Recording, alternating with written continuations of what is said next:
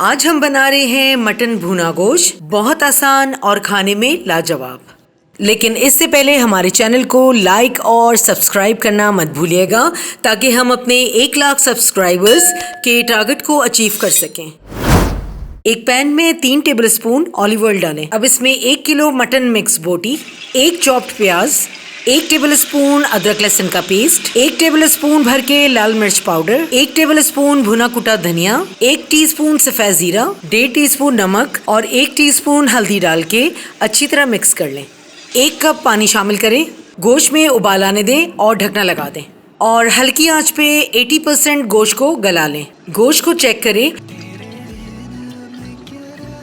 और आधा किलो कटे हुए टमाटर शामिल कर दें। मिक्स करें और ढक्कन लगाकर टमाटरों को गला लें। जब गोश्त का पानी खुश्क होने लगे तो 6-7 हरी मिर्चें शामिल कर दें। अब तेज आंच पे गोश्त की भुनाई कर लें।